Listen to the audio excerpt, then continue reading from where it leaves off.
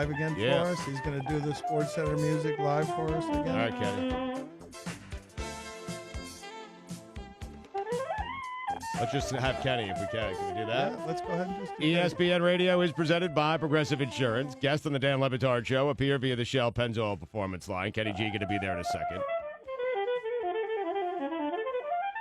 Here's your SportsCenter update. New England Patriots team president Jonathan Kraft said that Tom Brady earned the right to decide when he retires. He's right. The Chicago Bulls have decided to shut down Nikola Mirotic until the trade deadline passes as they continue working to find a deal that makes sense for both sides. And finally, Justin Timberlake has been rehearsing 8 to 10 hours a day for the Super Bowl halftime show. Get your Valentine's needs knocked out today with the best flash sale ever offered by 1-800-Flowers.com. For a limited time, you can score up to 60% off best-selling bouquets, arrangements, and gifts. To order, go to 1-800-Flowers.com. Click the radio icon, enter code Dan. For all the latest headlines and information, tune to the SportsCenter on ESPN Radio all throughout the day. Kenny G is with us now on ESPN Radio. It is something of a Super Bowl tradition. He comes over here and he just spends the whole week with us doing stuff like this. And then over the course of the week, Stu Gutz gets more aggressive with who he asks him to get for us. And then next thing you know, last year, we're talking to Kenny G and Richard Marks about that time that Richard Marks foiled a hostage situation on a plane with a rope.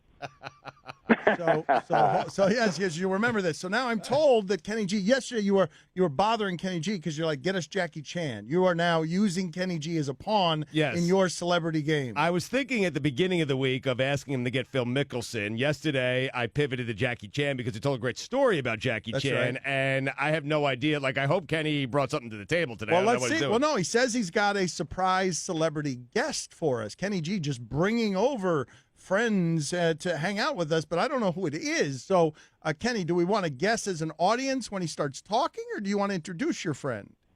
No, I think you guys should absolutely guess, and I'm sure you'll get it right away. But he won't be doing this. He won't do that. All right, well, that's me. Should we play it like mystery guess? Should I ask him questions about himself to sort of guess who he is so that the audience can guess? Can you give us some of the story behind who? So it's not Jackie Chan. Did you reach out to Jackie Chan? I did not. He's very hard to get a hold of when I'm not in China. So yeah. Right, okay, but is the celebrity that you got us very hard to get a hold of? Hold on, let me ask the celebrity that you got us. Celebrity that hard. He's very hard to get a hold of. All right, Kenny. Should it be short questions? Let's see if we do this for the audience. Celebrity mystery person. Can we guess your who you are based on one syllable of your voice? Yeah. Oh, he disguised his voice. Wow. I got to disguise my voice so you'll know right away. Wait, I think I know who it is. Oh, damn it. No, it's obvious who it is. What do you mean? You think you know who it is? Yeah, I think it's Ray Romano trying to disguise his voice. That's who I thought it was. Is it that? Well, how are you two friends? No, this is exciting. Seriously. No. My kids, who are because my kids are 13 now, and they're watching like shows I grew up watching, and they're into Everyone Loves Raymond. This is going to be such a big deal for them. Okay, that's very good. Don't care about your kids right now. Well, I do. How are they friends? You want to tell us the story? I mean, they're sisters. You want to tell this story? What? Tell what story? How I'm friends with Kenny G? That's correct. Well, I'm not friends anymore after this. That's right. After him making me get up. That's for sure. We're apologize. We're friends through golf, actually. We met through golf, and we've been friends through golf especially through the Pebble Beach tournament, which starts next week. Next week I'm playing at the Pebble Beach Pro-Am. And I don't know, about 15 years now. And he beats me in golf every time. By the way, I don't know if he's bragged about himself. He's very good. He's the best.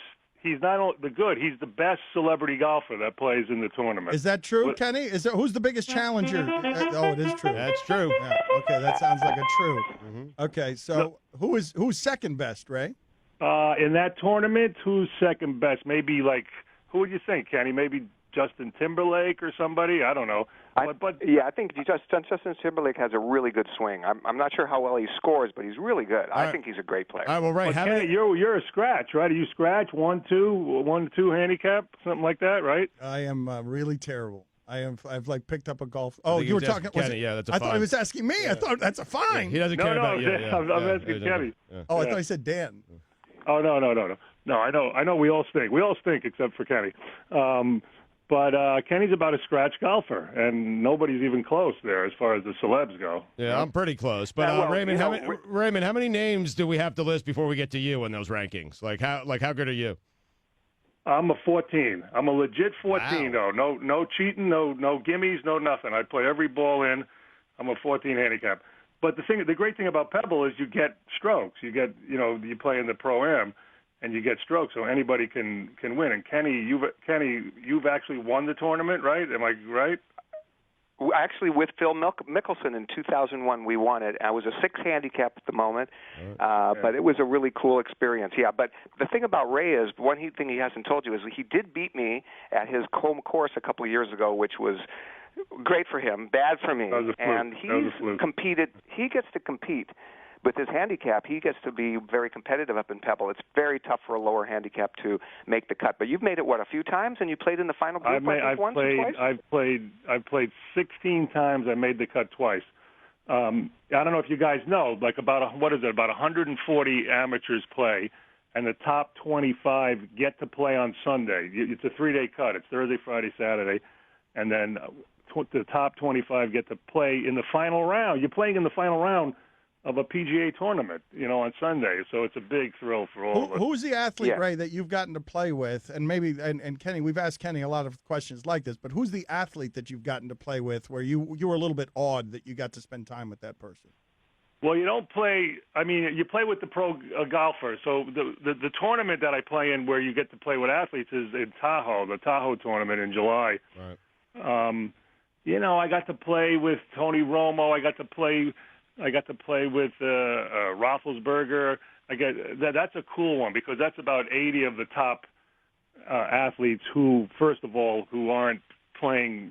I guess in July the only thing going is baseball at that time. So there aren't any active baseball players, but there's active football players and basketball players. Steph Curry's there. I didn't get to play with Steph, but by the way, Steph Curry he's either a scratch or better. He's unbelievable. Yeah. I got to play with Trump. I played about 8 years ago.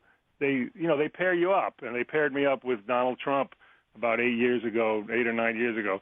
I don't know if it was the stormy year. I don't know. I can't remember.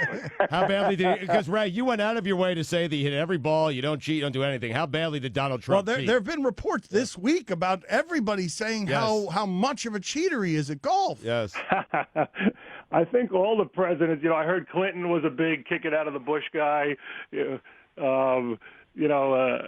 I mean, I don't know, but he couldn't cheat there because it's a tournament. It was an official tournament. Well, Kenny, do you have someone who's a golfer who you would identify as he's a kick it out of the bush guy? Like who is? Because Romano's out here saying I'm 14 and it's clean and it's clean. Who's the celebrity, according to both of you, most likely to be kicking it out of a bush? We can't say that. Well, I mean, think. I can tell you this. I played with Ray. Ray will not even give himself a 2-foot putt. If he misses a 2-foot putt, he penalizes himself for these kind of things. He's very, very adamant about playing every ball. So that's actually very commendable. I think. It's too goody two shoes. Let's go, Romano. Like you could. That's a take a 2-footer. Like that's a gimme. No, that's a gimme. It's because I'm crazy and I'm neurotic and I'm anal. It's not goody two shoes. Right. Oh, wait a minute. Are you? What other Ray, way? Don't get sucked in by Stu Gotz's tricks. He's trying to trick you into talking about people. Don't get sucked in. No, that's right. Don't get good. Kenny G's a veteran. What else? You're on to me, Kenny. What is your worst neurosis, Ray? Let's get right in there. What is Ray Romano's worst neurosis? The one that's most annoying to him? To me, it's I make mind bets. And I had a little of a gambling issue early in my life, so to fix that, I would replace it with mind bets. So, and Kenny's right. Like when we go on a golf course, I'll say in the beginning, if I don't break a 90 today, I can't watch TV for 2 days, for 48 hours, whatever. And something like that. I deprive myself of something, and I've had to cancel. I've had to cancel trips. What? Because we were going to go on a golf trip, my friend and I, and I made a mind bet. I said, "Oh, if I don't beat this, I can't golf for 2 weeks." And I lost it, and I had to tell him, "Listen, let's postpone that trip because I can't go." I mean, I stick to it. It's Kenny, actually Kenny, you brought us a crazy person, Kenny. You put on the Kenny, you put a crazy person on the line. What's the matter with your friend? Now there's 3 of them. Okay, there we go. That was you, Kenny. Let me tell you a story about Kenny. Kenny's the reason I don't drink anymore, because the last time I got drunk, I was so drunk, I went to the bathroom and I started hearing Kenny G music, and then I realized I'm peeing in the elevator. Oh. That's a joke. I don't know if that's true or not. I want it to be true. No, Romano, Romano, it's so much better that you are a gambling drunk. Like, it's so much better. Let me explain something. I'm not a drunk. I don't drink. That is a joke that I wrote. At Pebble, we have to perform for the volunteers, and I have to try to come up with new jokes every year. And I made up this joke, and I asked Kenny, you got to vouch that I asked your permission to tell it. That's true. Kenny? He did ask. Yeah, it's just a joke. What's the single most important thing? Hold on a second, Stugat. Slow it down. What were you saying, Kenny? What were you saying? I want Stugatz to ask Ray about this next movie he just started and who his co-stars are. That's what he needs to ask him. Oh, nice. All right, Ray, go ahead. Give us the co-stars of your next movie. Well, I didn't start the movie. We just wrapped it. I somehow got lucky enough to get cast, and Martin Scorsese's doing a movie about Jimmy Hoffa called The Irishman, and it was Pacino and De Niro and Pesci were in it. Wow. And somehow I snuck my way in there. Wow. And they're going to CGI them. You know, De Niro Pacino's playing Jimmy Hoffa, and De Niro plays the guy who allegedly killed him. It's based on a book called I Heard You Paint Houses. And I got to get in there, and they're going to CGI those. It's not going to come out for over a year because they're going to CGI them all in their it's actually in their 40s, 50s, and 60s. Oh, wow. So it's crazy. I'll tell you one thing, though. Pacino, I never met either of these guys, and I was scared out of my mind. But Pacino actually gave me the incentive, my New Year's resolution, to get in shape, because what they did for me was when they aged me, they're not going to CGI me. They just did it with makeup and like a fat suit. When I got older in my 60s and 70s, I had to put a fat suit on. Right. And there was one scene, I'm telling you the truth now, me and Pacino, we took our places, we're sitting in chairs, and I guess I had just come from lunch, so I was a little bloated, but Pacino, dead serious, looked at me and said, "You wearing the fat suit for this scene?" Oh. And I said, "No, I'm not." Oh, I'm no. not, Al." Oh, no. Oh, no. That's terrible, What Ray. a terrible. What a terrible. He thought I was wearing the fat suit. It's like when you ask a woman if she's pregnant and she isn't. I know how that feels now. So, Ray, here's what I'm thinking tomorrow, because Kenny comes back on with us tomorrow. So I'm thinking maybe you, Kenny, De Niro, Pacino, and Scorsese. What do you think? Can you pull it off, Ray? Yeah, of course. Yeah, I won't make a mind bet about that because I'll lose that one. I'll just get one of them. We'll be All fine right, with that. Ray, thank you for being on with us. Kenny, as always, we'll talk to you again tomorrow. But one more question for Ray Romano. Just one more question for Ray Romano. What's the single most important thing the Eagles have to do to beat the Patriots? Oh, God. Jeez. I guess they got to get a 30-point lead, because if they get a 20-point lead, we know it ain't going to hold. Very good. Good analysis. I would say get 30-point lead in the first half. Okay, very good. Good advice. All right, Raymond. So we'll talk to you and Pacino tomorrow. I'm looking forward to it. All right, thanks. Thank you. See you later, guys. Thank you, Kenny. Kenny, you roll.